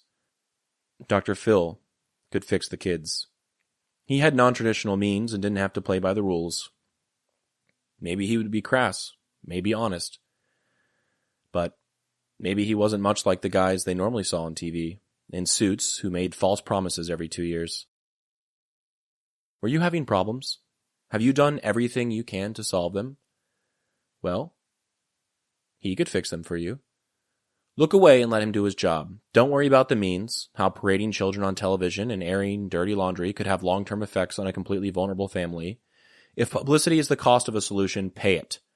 Deal with any problems he may create later. When you get past this one right in front of you, you'll have time. What other options do you have? Faustian bargains be damned. You've already given everything you think you can give away. You've lost time and sleep and tears and so many breaths from discussing this for hours a day. You can't wait. You can't trust that eventually the laws will be changed and judges will turn infallible and caseworkers will get their heads on straight. Little girls want to kill themselves and little boys with dreams of being lawyers are hitting police. This whole time there's been nothing you can do about it. Are you there, Dr. Phil? It's me, Alex. Can you please fix these kids? Can you get their mom off drugs? Can you bring their dads back? Can you give Benny a home? Can you take Mary's mom out of the loony bin? Eventually, I did my best to steer the conversation away from this. It was tough, though. All roads lead back to this massive elephant sitting at the dinner table with us. Soon enough, the meal arrived. The fish was fantastic, totally worth the money. After singing happy birthday and exchanging gifts, I found a reason to excuse myself early and get home, relieved that the problems didn't come home with me. The photo I chose for today is at a shooting range. Not the kind Popi was going to regularly, since that was a range for the hog, but a shooting range nonetheless. These appear to all be captured rifles, many of which are Russian or Chinese made. It appears that Mosins are stacked up into pyramids in the back, while automatic rifles with bipods are set up on the ground in front of them.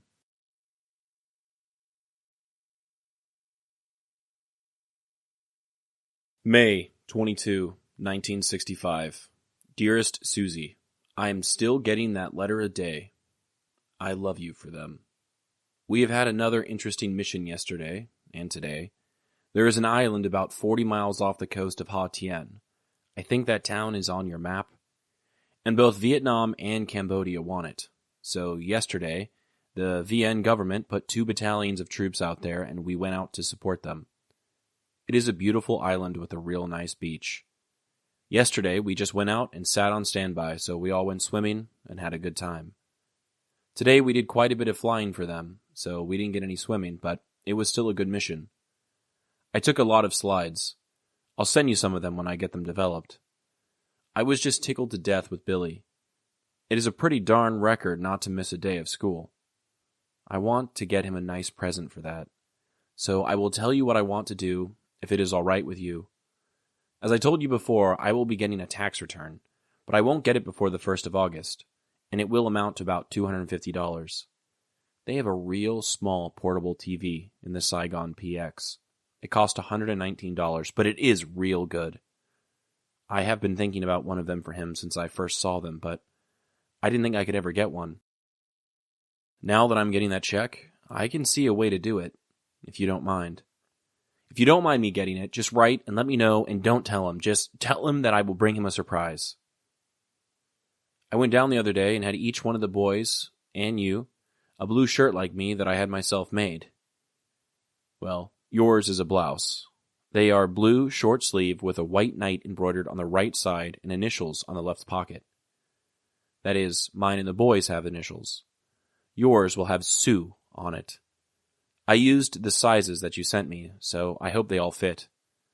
I was going to keep them and bring them with me, but since you are going to be home next month, I guess I'll break down and send them payday.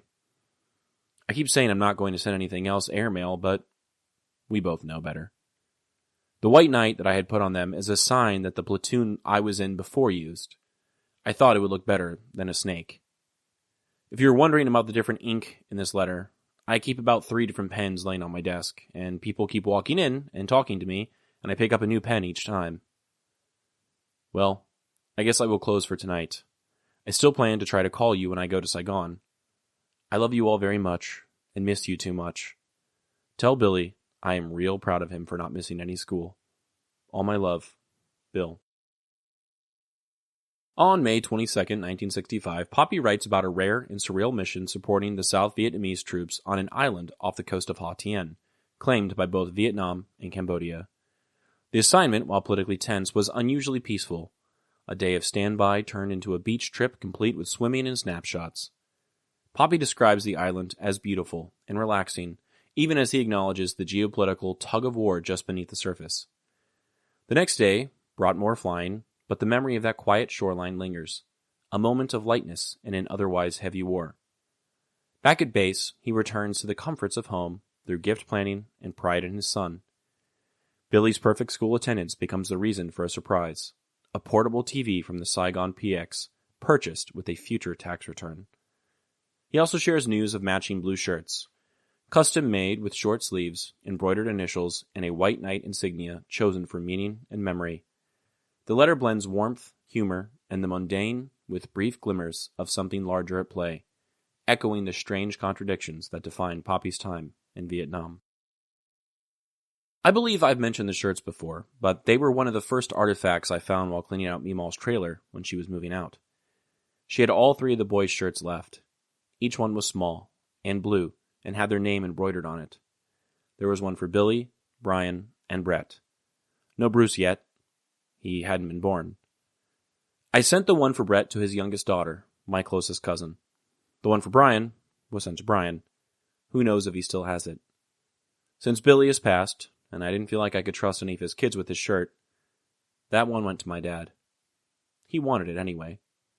It is at least something he can remember his dad and his brother fondly by. These shirts are little reminders that most of the gifts Popi got for people over there were customized. Time was put into them. They weren't just things he got in the airport on his way out. It makes you think about how war, in some ways, makes soldiers act like tourists. The shirts are without a doubt symbols of his military service and company, but they're also handmade by a craftsman in Vietnam. They're keepsakes, artifacts to someone like me. This means that Popi was more than just a soldier when he bought them. He was a collector, a tourist, a father, and a consumer. What did the guy making the shirts do after the war was over? Was he sad to lose his business? The photo I chose for today was clearly taken at night. It features Popi, outside, wearing a cobra shirt. The flash is washing out his face, but he's clearly got a big and aggressive cobra on his breast. No surprise he went with the knight, and not the cobra, for the kids.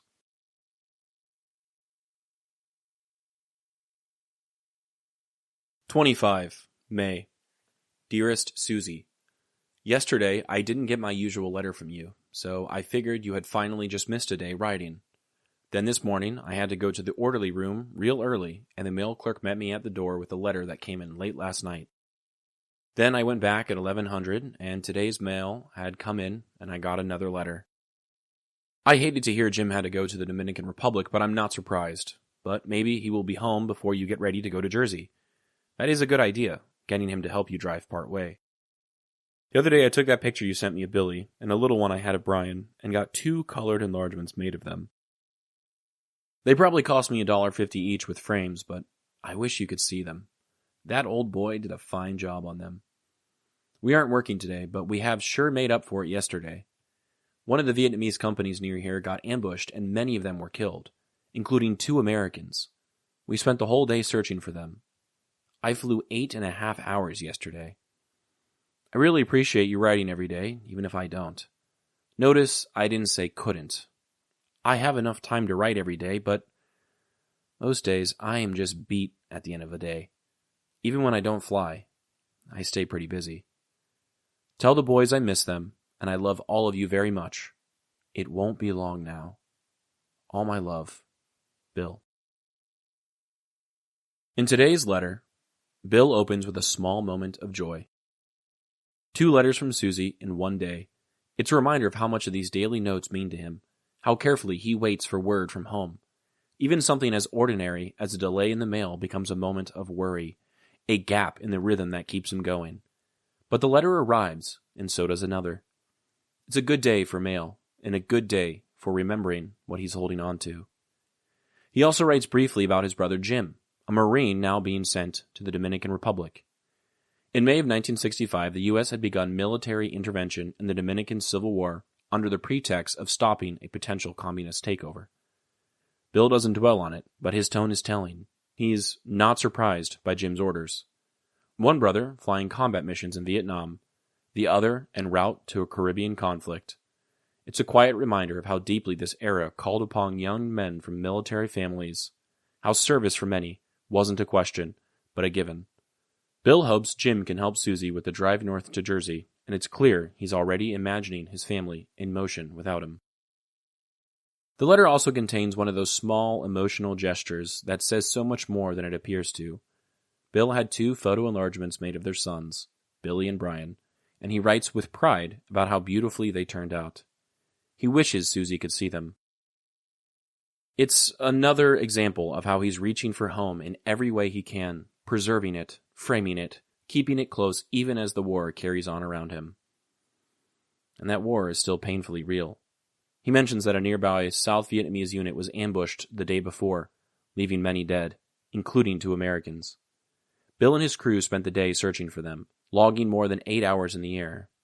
He doesn't describe the scene or the mission in detail, but the weight of it lingers in his tone.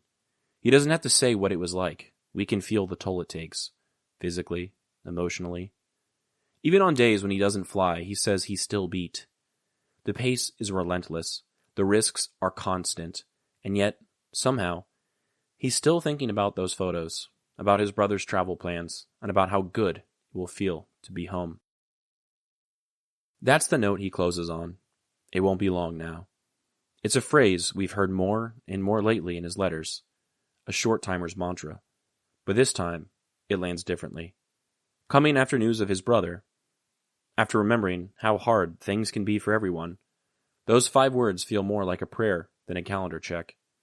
He's hanging on, not just for himself, but for the family that's writing him every day.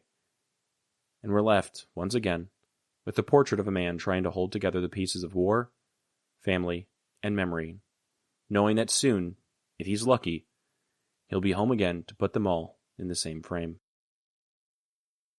The photo I chose for today shows an injured Vietnamese man sitting in the back of a Huey. Standing in front of him is an ARVN officer.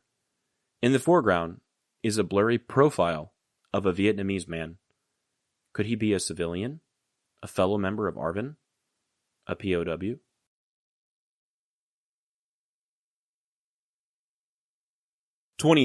May.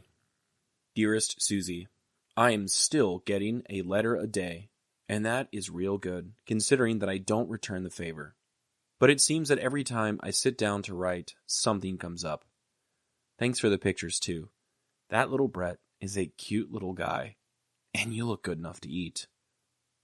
Disregard that remark. I just found out that Ed Piper was killed today. I guess he was in a mid-air collision at Quinchon. I feel real bad at that news, but I only thought you would like to know since you thought so much of him. Tragedies are just about an everyday occurrence over here, though. We had another hard day yesterday. We flew 9 hours. They get longer and longer. We have another award ceremony Sunday. I'll be getting my 5th air medal. They are a pain in the neck anymore. So far, I have won 13 of the darn things, so I'll be standing awards formations for 2 years from now. I imagine, and when you've seen one, you've seen them all. Anyway, I will get my 3 days to Saigon on the 2nd, if nothing happens. I still plan to call you. Also, I am planning right now to take my free 7 days in Nha Trang. They have a real nice beach up there, and I don't care anything about going to Bangkok or Hong Kong. Well, I guess I will close for today. I love you very much. Kiss my boys for me. All my love. Bill. In this letter from late May 1965, Popi's tone feels different, duller around the edges, a little more worn down. The war has been long. The missions are long. The days stretch on. He opens with thanks for the photos of Suzie and the kids, offering a moment of lightness, calling Brett cute and slipping in a flirtatious compliment about Suzie that he quickly walks back with, disregard that remark. But the letter shifts almost immediately after that. He's just found out that Ed Piper, a man Suzie knew and clearly thought highly of, was killed in a mid-air collision at Quin Hon. He doesn't elaborate, doesn't dramatize. He simply says, I feel real bad at that news. It's a moment of understated grief. Quinnon, or Quai Non, was a coastal city in central South Vietnam, and while not as dangerous as areas further south, it still saw intense military activity, especially for aviation units operating out of its airfield. A mid-air collision is sudden. It's clean, at least in writing. There's no scene to describe, just a name and a finality. And that's what makes it hit harder, in a way. Because in Bill's world, these losses are so frequent now, they're almost routine. Tragedies are just about an everyday occurrence over here, he writes. And you can tell he means it. That isn't an exaggeration. It's a quiet statement of fact from a man who has watched too many friends go down. He's still flying daily, 9 hours in the air the day before. And that kind of relentless tempo leaves little room for processing grief. There's no time to sit with what's happened. You acknowledge the loss, write a letter, maybe fly over the same region the next day. It's the emotional math of survival. Even the things that once held meaning, like medals, start to feel hollow. They're a pain in the neck anymore, he says, referring to yet another award ceremony. He's received 13 air medals by this point, and his 5th official citation coming up that weekend. It should feel like an honor, but to him, it's just another standing formation under the sun. When you've seen one, you've seen them all. There's no arrogance in his voice, just fatigue, the weight of repetition, the disconnect between the military's ceremonial rhythm and the emotional wear that combat leaves behind. But amid that weariness, Bill still makes plans. He's looking forward to his trip to Saigon in a few days, where he hopes to call Suzie, and he's thinking ahead to his R&R, saying he wants to spend his free 7 days in Nha Trang, a coastal town known for its beaches. He doesn't want to go to Bangkok or Hong Kong again. What he's craving isn't a spectacle. It's calm, a beach, a moment to breathe, a break from the daily toll that has chipped away at his nerves and his patience. This letter captures something important about the war, not just the danger or the loss, but the way it wears down people over time. The way a man like Bill, who has flown hours upon hours of combat missions, begins to detach in order to keep going. His sadness over Piper's death is real, but subdued. His frustration with awards is honest. His exhaustion is palpable. It's all stuff we've seen before. But underneath it, he's still holding on to the hope of rest, of a call home, of something like peace. And maybe that's what this letter is about. Not the medals, or the crash, or the long hours in the air, but the fact that even at his most tired, he is still trying. He is still writing home. He is still making plans. He is still signing off with, "Kiss my boys for me." It's one of the truest glimpses we get of the quiet perseverance it takes to survive a war like this. One letter, one flight, one loss at a time. The photo I chose for today depicts yellow smoke in the middle of a field. Behind it is a town or base. Beside it looks to be a rice farm.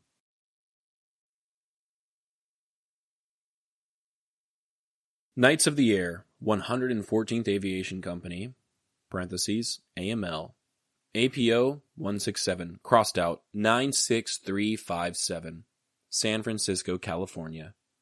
29 May 65. Dearest Suzie, I am not out of regular paper, but this sexy stuff was available, so I thought I would use it. So far today, we have nothing planned, as I am just kind of taking it easy. In my last letter, I told you about Ed Piper getting killed, and I said he was at Quinnon. He was at Benoit. I'm sure by now that you have heard about the accident. I've had to change my R&R day. I will be going to Saigon on the 5th, so I will call you on the 6th. That is the 5th here, I think. I was sorry to hear about your car troubles. So that transmission is very bad? It won't affect your trip, will it? Does it look like Jim will make it back in time to help you? I hope so. That would take a load off my mind. Charlie and I are doing fine, just looking forward to getting home. I love you very much. Sincerely, Bill. Poppy's comment about sexy paper refers to the heading on the paper that he wrote this letter on. It features silhouettes of a Huey helicopter from the side and a knight chess piece. These were two very prominent symbols for the U.S. Army's 114th Aviation Company. For those of you that don't remember, the 114th Aviation Company, nicknamed the Knights of the Air, was one of the Army's first helicopter units to see sustained combat in Vietnam. In fact, they were one of the organizations in the military that helped set the standard for helicopter combat and operations in war. Formed in 1963 and stationed out of Vinh Long Army Airfield in the Mekong Delta, the 114th became a workhorse of the air war, flying UH-1 Huey helicopters through some of the most dangerous terrain in the country. The Mekong Delta wasn't just muddy and remote, it was tactically vital and hard to navigate by land. So these pilots and crews did the impossible every day, ferrying troops into hot zones, hauling out the wounded, escorting convoys, and providing aerial cover when things got hairy. Missions were fast, frequent, and often unforgiving. What set the 114th apart, besides the sheer volume of work, was its strong sense of identity. Their aircraft were often painted with a white knight emblem, and that symbol carried through to patches, t-shirts, and even gifts sent home. It's the same white knight Popi had stitched on the blue shirts he mailed to Suzie and the boys. The camaraderie was real, and it didn't end when the war did. After Vietnam, the 114th was deactivated, but the bond among its members lived on.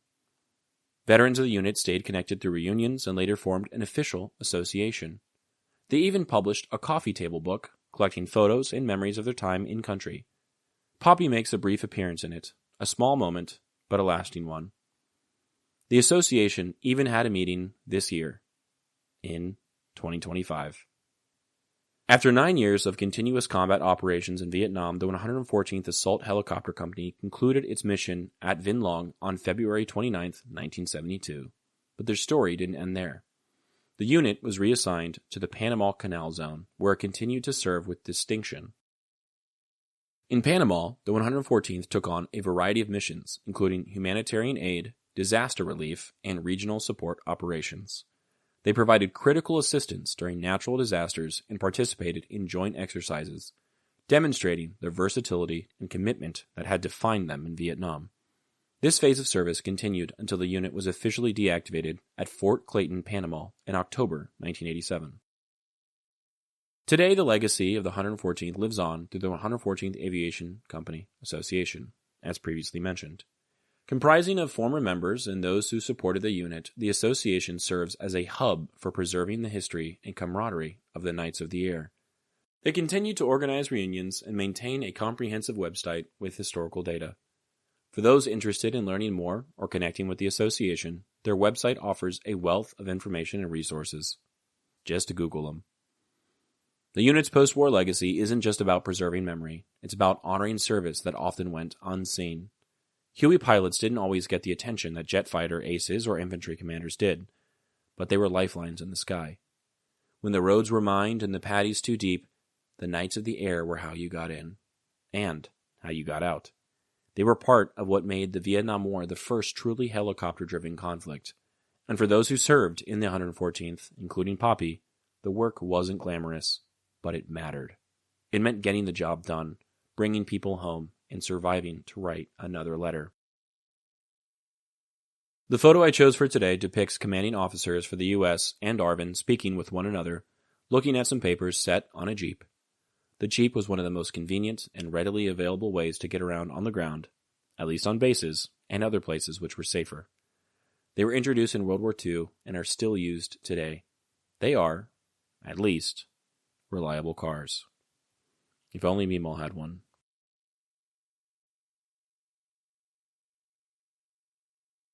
"31 May. Dearest Suzie, these last 3 days have sure been long ones for me. We haven't done a thing. Today is a holiday and everybody is supposed to be off, but we are all about to go crazy, so we are going to go out to the range this afternoon just to have something to do. I was hoping to get those shirts in the mail today, but they weren't ready last night. I'm going down and checking on them again tonight. Maybe I can get them off tomorrow to you. Yesterday, we made Charlie airborne qualified. We put a little parachute on him and jumped him from the airfield tower. He did very well. If my pictures turn out of the event, I will send them to you. I'll bet there were 200 people out there taking pictures of the jump. Things are real quiet down here right now. That is the way it is. Quiet for a while, and then all hell breaks loose. I wouldn't care if it stays quiet for the next 116 days, though. If you will notice, there is quite an increase in our check this month. That is because they didn't take out income tax. That makes my pay for the past month over $500, which isn't bad. That's counting our bond. Well, I will close for now. Sending you all my love. I will do my best to call you on the 6th. Hug the boys for me. All my love. Bill.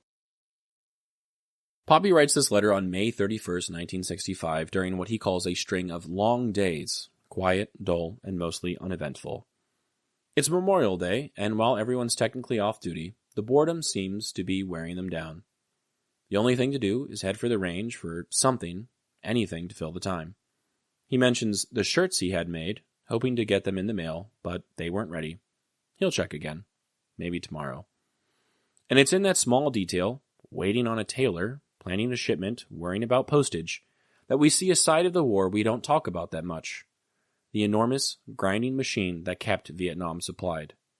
By 1965, Vietnam had become one of the most logistically complex operations in American military history. Tens of thousands of troops, vehicles, rations, weapons, and even crates of Coca-Cola were shipped halfway around the world to feed, clothe, arm, and transport an ever-growing force. Every helicopter part, every can of condensed milk, every reel of film in Popi's camera had to come from somewhere and get there on time. The mail was just one part of it, but it mattered deeply. Letters were a lifeline. Packages from home could lift the whole unit's mood, and something like a set of custom shirts, airmailed with a white knight stitched into the pocket, was more than just fabric. It was identity. It was family. It was proof that even in a war zone you could still send a piece of yourself home and hope something came back. For the soldiers on the ground, the supply chain could feel both miraculous and maddening. You might get a hot meal and new boots one day, then wait 2 weeks for basic maintenance parts or fresh socks. Helicopters broke down in the jungle, radios went quiet, and mosquito repellent became a rare luxury. For every soldier like Popi writing home about pay bumps and packages, there were teams of quartermasters, logisticians, and local workers moving heaven and earth to keep the system going, often operating in near-invisible roles. Ships departed from Oakland, San Francisco, and Norfolk, and arrived at ports like Cam Ranh Bay, where their cargo was unloaded, sorted, and moved by truck or helicopter to bases like Vinh Long. But in a country crisscrossed with rivers, landmines, and ambush points, nothing ever moved quickly. Getting anything from Saigon to the Delta could take days, sometimes weeks. Even mail, something so simple, so personal, was routed through a network of APO addresses, military sorters, and overloaded flights. There was no Amazon Prime. There wasn't even a guarantee. But when something did make it through, like a letter from Suzie, a school paper from Billy, or eventually these embroidered shirts, it was a small victory over distance. Logistics didn't keep the war going, it kept relationships alive. It was one of the only ways Popi could maintain his role as a father and husband, even while deployed. So, when he jokes about using airmail again, even though he swore he wouldn't, there's something tender beneath the line. He knows it's worth the extra postage to get home a little faster. The most important part of this letter, though, may be Popi's mention of Charlie becoming airborne qualified. When I was growing up, I was always told about Popi's, quote, flight-trained monkey. Between you and me, I honestly thought it was just something adults told kids about their grandfather to make him seem interesting. Almost like an urban legend. Or maybe it was something they really believed that didn't actually happen. The photo I chose for today depicts Charlie mid-parachute flight. It is blurry, but if you look closely, you can see the little guy midair.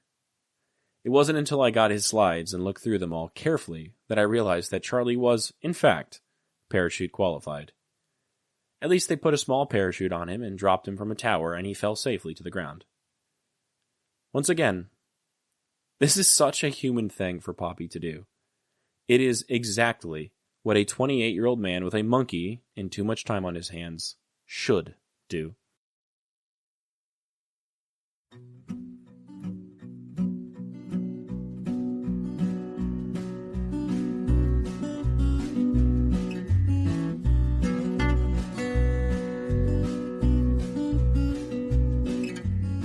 I'm Alex Lowy, and I hope you have enjoyed listening to this episode of Dearest Suzie, and receiving messages from the past that my Popi wrote exactly 60 years ago. I sincerely appreciate your time and interest. Please consider following the podcast on your preferred platform, and if you're enjoying it, I kindly ask that you take the time to rate the show and leave a review. Also, please follow the project on YouTube, X, and Instagram. All likes, comments, shares, and reviews will help grow the reach of this story. The links for these things should be in the description of this episode. Please feel free to email me at dearestsuziepodcast@gmail.com if you have anything you'd like to say. I'd love to chat or to hear about your stories as well. Thank you for listening, and God bless.